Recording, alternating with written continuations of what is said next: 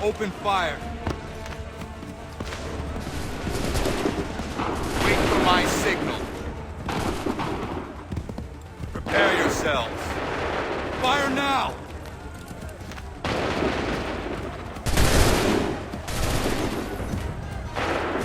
Hold fire!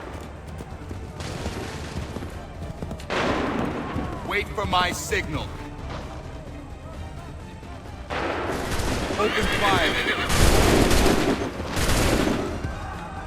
Prepare yourselves. Open fire. Prepare yourselves. Open fire. Hold fire! Fire! Make ready! Fire!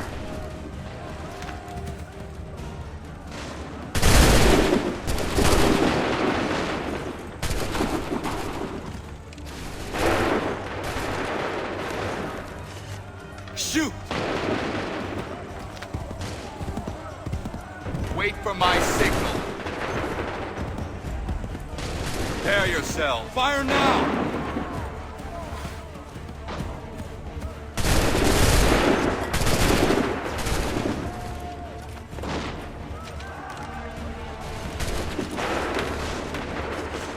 Fire! Make ready! Go! Fall back! Fall back!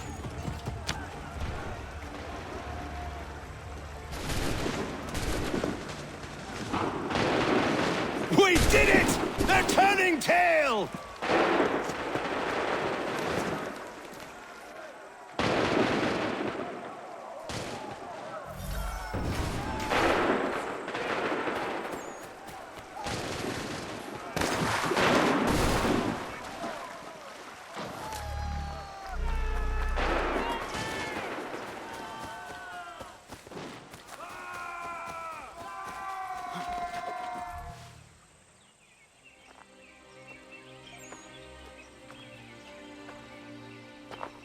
Takes a true monster to do something like this. At least they're gone. I should have struck when I had the chance. Do you know where Pitcairn could have gone? Back into the withered bosom of the British, no doubt. So that he may regroup and plan his next atrocity. I need to find him. Every day I wait, more will suffer. Chin up, friend. Many who should have died today now live because of you. And what of them? We do the best we can with what we've got. It is not enough. It never is.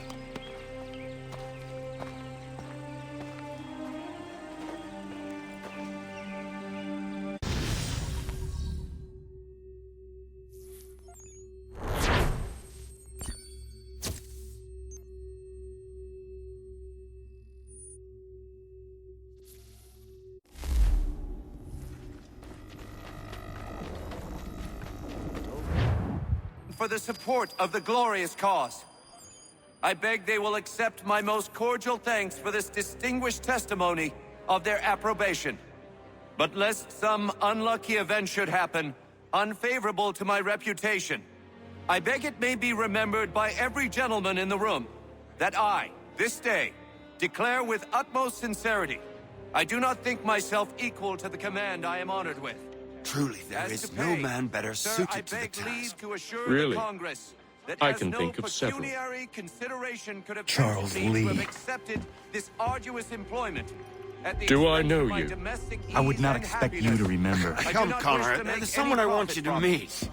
I will keep an exact account of my expenses. Sorry to pull you away Those like that, I but doubt not they the will last thing we discharge, need and is that the is two all of I you desire. coming to blows. Now, Connor, allow me to introduce you to our newly appointed Commander-in-Chief, George Washington. Ah, so you're the one who saved Sam and John at Lexington. It was the Patriots who did that. I merely lent support. As humble as he is brave. We could use more men like you.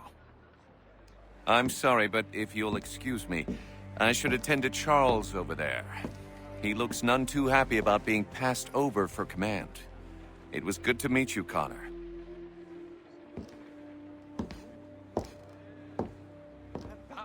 Tell me you have news of Pitcairn. I'm told he's taken shelter in Boston, where he's guarded by 1,000 redcoats. The only way you're gonna get at him is if we draw him out.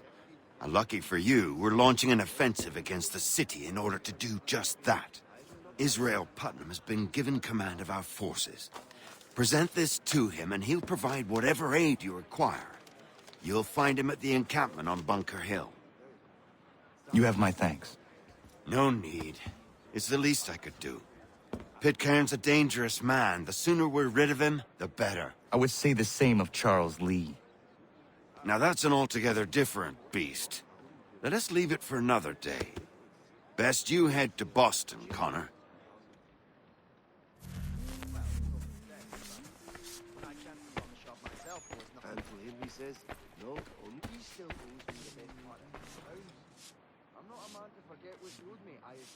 Still here, are you? I was just wondering, what happens now? There's quite a lot to do. Commander Washington must determine when and where we'll strike next. And we need to get to work on our message. Message? We must contact the broadsheets at once. Ensure it's clear to everyone that it was the Loyalists who fired first in Lexington. But no one knows who fired first. Which is exactly why we must spread the news quickly. We'll determine public opinion. This seems dishonest. Perhaps, but so what? People must believe we acted in self-defense, else we've committed treason. But you have. Better to bow and scrape before a tyrant, then? Is that what you suggest? No, of course not. No one should be denied freedom. And yet, to change the truth, it seems a dangerous road to travel. Understand, Connor. This is a war fought not just on the battlefield, but within hearts and minds as well. There's nothing wrong with a bit of theater, especially if it saves lives.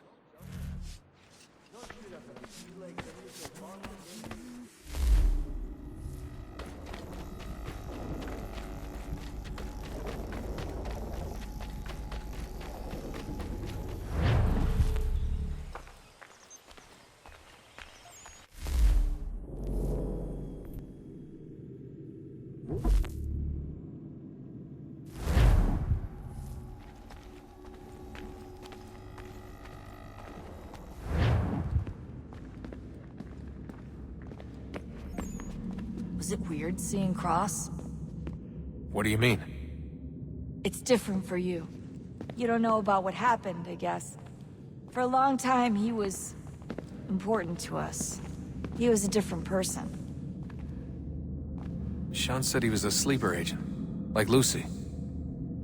It was different. She made a choice, but Cross, if you read the files, Abstergo just... They did terrible things to him. Rebecca? You're lucky. We all are. We have people who care about us, who look out for us. He was all alone, and the people he thought he could trust, they used him. Did you know him? No, but I knew Hannah. Who's that? She tried to help him. She trusted him. But there was a raid about a year ago. She stayed behind so the others could escape. Tried to reason with him, to see if she could fix things. Well, what happened? What do you think happened? He killed her. That's what he does. That's all he knows how to do. Sometimes it seems like that's all any of us know how to do. Rebecca.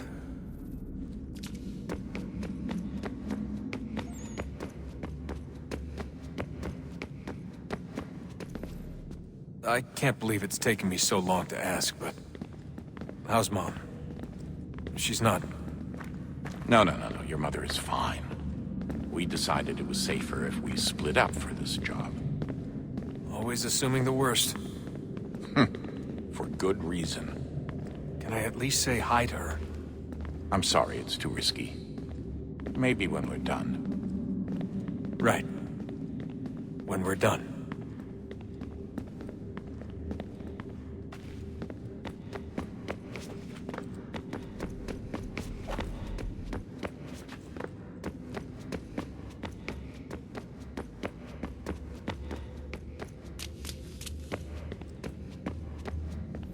So this is how it started.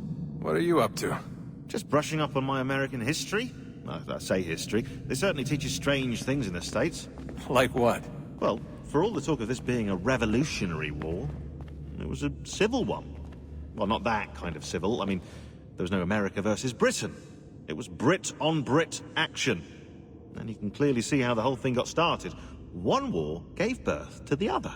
You mean the 7 Years' War? Exactly. Seems the Crown overspent in its attempt to keep the French out. Wound up with a great deal of debt. Believing that the colonists should help to shoulder the burden, new taxes were created. It was a reasonable request, even if Parliament was rather, well, undiplomatic about it. Well, it's not really fair to tax people for a war they didn't want any part of. What? Didn't want any part of? Did you not notice George Washington with Edward Braddock? He was right there in the middle of it. So here you have the Crown spending who knows how much money to secure a place for the colonists to thrive, and then, when they ask for a little bit of help... Right, look, think of it this way. King George and the colonists, they all go out to dinner, right? And when the bill comes, George asks for them to kick in and pay their share. Fair enough. Now keep in mind, he's been taking them out to dinner, gratis, for decades now. The colonists, oh no, they insist they only had a glass of water and a side salad. Never mind the table's full of half-eaten food and empty bottles of wine.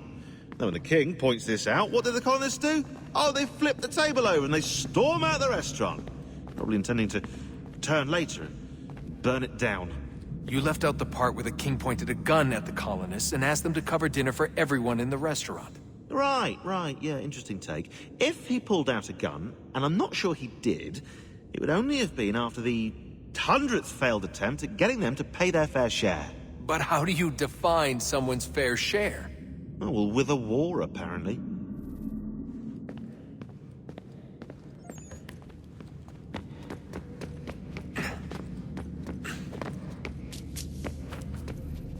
I can't believe it's taken me so long to ask, but... how's Mom?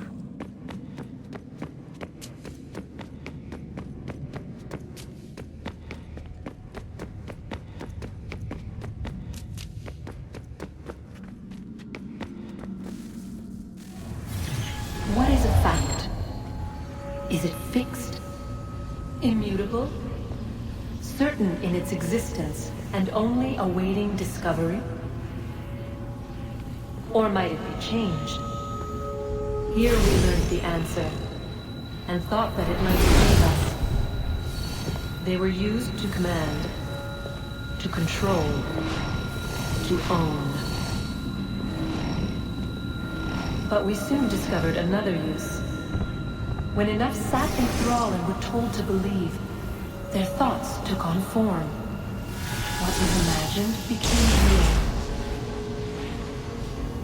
If 100 minds could wish away a wall or create a tree, what might 1,000 do? 10,000? More?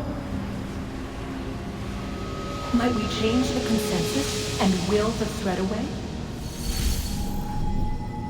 We resolved to send one into the sky where it might illuminate us all. Once placed, a sentence would be uttered. Make us safe. In this way, we would change the consensus. We would save the world. But it never came to be.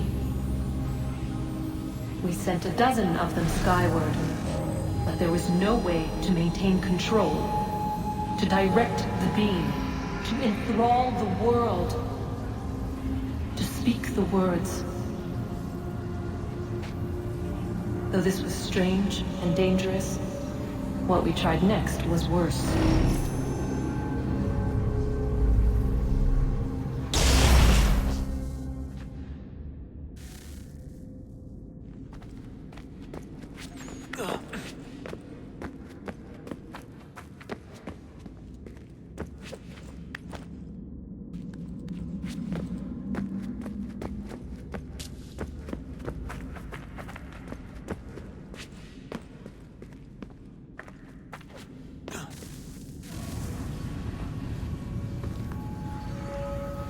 Our first instinct was to travel back, to change the past. But we could not find a way. But forward, We could look forward, and so here we sought to see beyond ourselves, and know what was to come. First we watched to learn if our work would succeed. But the answer was always the same, so we moved on to other things. But she remained.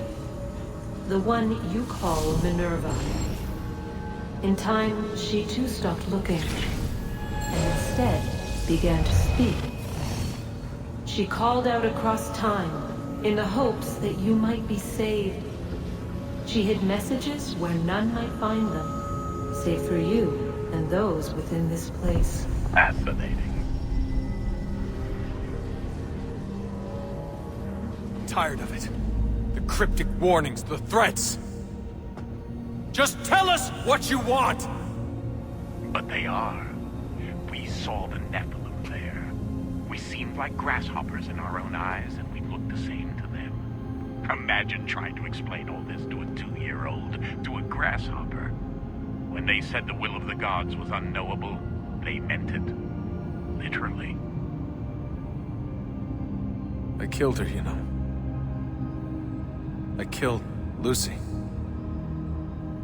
It was the apple, son. It was Juno. I saw what she was. What would happen if I let her live?